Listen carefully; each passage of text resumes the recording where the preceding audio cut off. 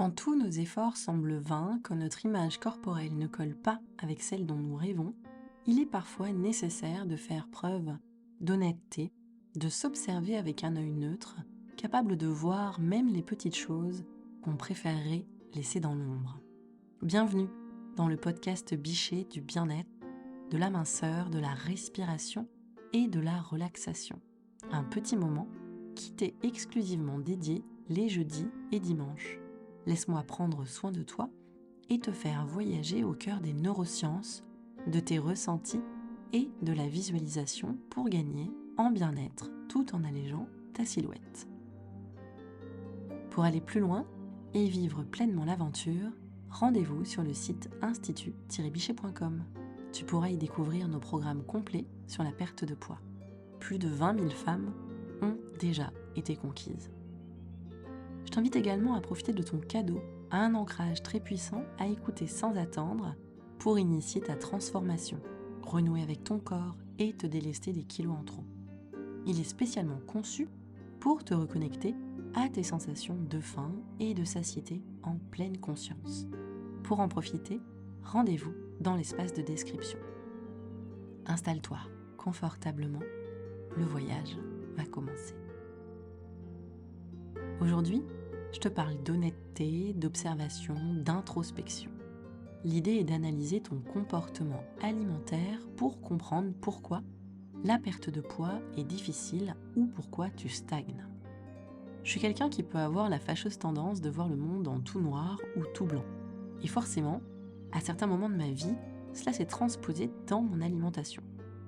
Ce mode de fonctionnement en tout noir ou tout blanc peut te conduire sur ton chemin de perte de poids à en faire trop ou pas assez. En faire trop, c'est tomber dans les méandres de la privation, du régime hypocalorique, de la faim. C'est se dire que forcément en mangeant moins et encore moins, on va les avoir ces kilos. Ce n'est pas possible que cette graisse résiste aux feuilles de salade ou aux séances de cardio. Et alors, tu n'en as aucune conscience, mais tu actives le redoutable mode famine. Ton métabolisme bascule sur un mode économie d'énergie, tu cesses de brûler des calories, toute ta dépense énergétique est revue. Et alors, pour certaines, cela peut aller jusqu'à l'impossibilité de perdre du poids. En faire pas assez, c'est ne pas ouvrir les yeux sur la réalité de ce qu'il y a dans ton assiette. Par exemple, pendant longtemps, je me suis privée, mais j'ai aussi été une adepte du foutu pour foutu. Je mangeais peu, je mangeais beaucoup de crudités, mais à côté de ça, je m'octroyais des écarts considérables qui ne pouvaient pas être contrebalancés par le reste de mon alimentation. Et d'autant plus avec le facteur privation qui venait bloquer mon métabolisme. Alors en faire pas assez, ça peut aussi être se dire qu'on ne mange rien, mais manger quantité de produits ultra transformés que ton corps stocke directement car il ne sait pas quoi en faire tellement le contenu de ces aliments est éloigné de tes besoins. Aujourd'hui, ce que je te propose, c'est de choisir la voie du milieu, où tu n'as pas besoin de te priver pour transformer ton corps, où tu acceptes de te regarder avec sincérité en observant ton alimentation, ton corps et ses besoins. Tu peux choisir de n'être ni dans la privation, ni dans l'excès en trouvant ton équilibre. Je sais que dans certains cas, ça peut être compliqué, que c'est un peu un travail de funambule, parce que déjà, on est inondé d'informations. Il faut manger ci, il faut manger ça. On est inondé aussi, il faut le dire, de solutions miraculeuses. On peut toujours être tenté d'essayer en se disant « ça doit être ça la solution ». L'idée la plus délirante que j'ai vue récemment, c'est un Américain qui te propose de perdre du poids en mangeant 3 repas par jour dans la plus célèbre chaîne de fast-food. La deuxième chose, c'est qu'on est aussi fortement influencé par nos habitudes. Comment est-ce que tu as été nourri dans l'enfance? Comment as-tu appris à manger? Quand tu arpentes les allées du supermarché aujourd'hui, combien de rayons sont remplis d'aliments bruts, 100% naturels, qui n'ont subi aucune modification, qui sont frais? En fait, on a oublié ce que doit être notre alimentation. On en a été détourné par le monde actuel, on peut dire. Et je ne cherche pas forcément à incriminer qui que ce soit, mais ça ne nous simplifie pas les choses. Parce qu'on est tenté par les plats tout faits quand on est fatigué, parce qu'on est tenté par les aliments hyper sucrés ou gras ou autres. Pour te permettre d'avancer sur ton chemin et justement de pouvoir faire ce travail d'observation et de sincérité vis-à-vis de toi-même, tu peux avoir recours à un outil très simple, le journal d'alimentation. Pendant une semaine, tu notes tout ce que tu manges. C'est la seule façon d'être véritablement honnête et de pouvoir mettre en lumière ce qui peut bloquer ta perte de poids. On l'utilise à l'Institut Bichet dans le cadre de nos coachings. Tu as besoin de soutien ou d'une aide individualisée, n'hésite pas à nous écrire à contact@institut-bichet.com. On en arrive maintenant à la deuxième partie de ce podcast où je te propose une méditation créatrice qui te permettra d'ancrer plus solidement en toi cette idée d'équilibre, de regard sincère sur ton alimentation et d'écoute de tes besoins. Ce court ancrage va pouvoir peu à peu modifier ton comportement et apaiser ton rapport à l'alimentation. C'est donc le moment de te relaxer, de prendre un temps pour toi, loin du tumulte du quotidien. Installe-toi encore un peu plus confortablement et ferme les yeux. Relâche les épaules, desserre tes mâchoires, décontracte ton front, tes sourcils.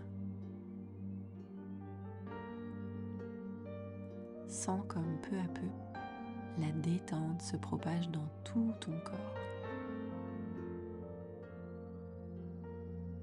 Respire profondément. Mets en place une respiration abdominale et sens comme le simple fait de respirer, de prendre conscience du flot de l'air qui circule en toi est agréable. Cela participe encore plus à te détendre.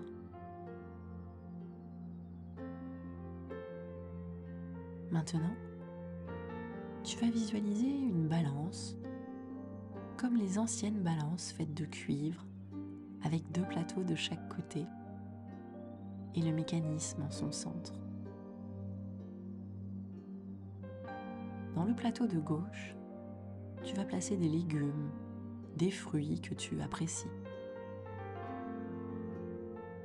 Tu peux aussi placer d'autres végétaux que tu ne consommes pas fréquemment, mais que tu pourrais manger bientôt parce que tu es prête à expérimenter de nouvelles saveurs.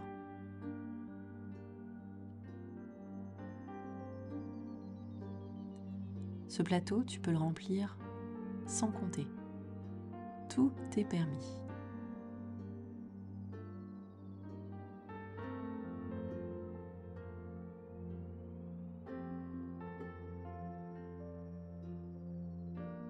Maintenant que c'est fait, on va pouvoir s'intéresser à l'autre côté de la balance. De l'autre côté de la balance, dans le plateau de droite, tu vas placer de toutes petites portions d'aliments que tu aimes. Mais tu as conscience que ces aliments, tu dois les manger avec parcimonie. C'est d'ailleurs la seule façon d'équilibrer cette balance. Si tu places trop d'aliments dans ce plateau, elle bascule. Et il te faut aussi en mettre assez. C'est ton équilibre que tu dois trouver. Rappelle-toi que tu ne dois ni en faire trop, ni pas assez. Pour ton équilibre, tu as besoin des 2 côtés de cette balance.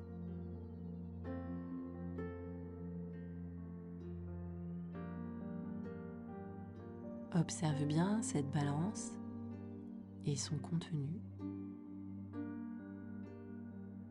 Dans les prochains jours, tu veilleras à la transposer dans ton quotidien, dans ton alimentation. Continue de respirer profondément, sans effort particulier. Et profite encore un moment de cette détente. On arrive à la fin de cet épisode. Si tu entends ce message, merci d'être resté jusqu'à la fin en ma compagnie. Si cet épisode t'a plu, like la vidéo pour la faire connaître, abonne-toi à la chaîne et active la cloche pour être averti des prochains numéros. Si tu penses que cet épisode peut être utile à l'un de tes proches, n'hésite pas à le partager avec lui. Lors du prochain podcast, Anaïs abordera avec toi comment la théorie du plus peut apporter un nouvel élan sur ton chemin de transformation.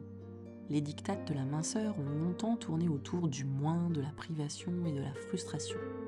Il est temps d'inverser la tendance. Nous te guidons dans ce sens lors du prochain épisode. Et n'oublie pas ton cadeau disponible dans la description. Prends soin de toi et à très vite.